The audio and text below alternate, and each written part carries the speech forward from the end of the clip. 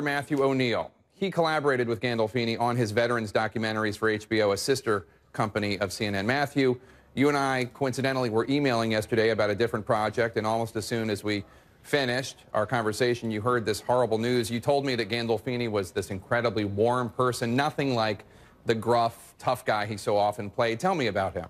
You know, so many people are remembering him as Tony Soprano, and I'm always going to remember him as the man of such goodness who wanted to bring attention to the soldiers and airmen and Marines that you see in Alive Day Memories and in War Torn.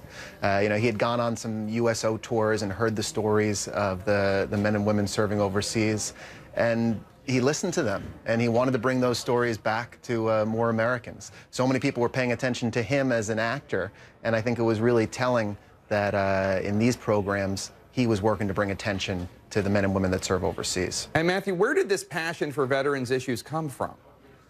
Well, he had done a number of USO tours, and very specifically, he went on a visit to Walter Reed Hospital with Sheila Nevins, the head of HBO documentaries, and that was really the catalyst for Alive Day Memories. He wanted the stories that the soldiers were telling him from their bedsides, that the people were telling him on the USO tours, to reach an American audience. He wanted the people to stand up and pay attention, and he wanted to put his fame and his passion to good use and make sure those stories were heard. And you could see his warmth with the soldiers in the clips from these movies that you directed, Matthew. Was that what he was like in real life? Was he a warm, embracing person? Jim connected to the people around him in such an intense and emotional way. He was interested in what people had to say. He listened. I think it's what made him a great actor. I think it's what made him a great producer. It's what made him want to tell these stories.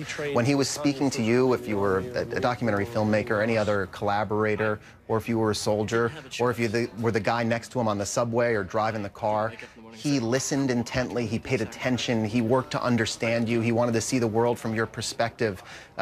He was an incredibly warm and generous person. That's why you saw such, I think you see such love from his friends, from his family, from his colleagues, and from the community at large. We all connected to something wonderful and good in him. And I know that you were working on a third documentary with him about the relationship between learning disabilities and incarceration rates. Not exactly a project an actor takes on to get rich and famous. We wish you the best of luck with that, and thank you so much for coming on the show, Matthew. Thanks, Jake. Thanks for remembering Jim.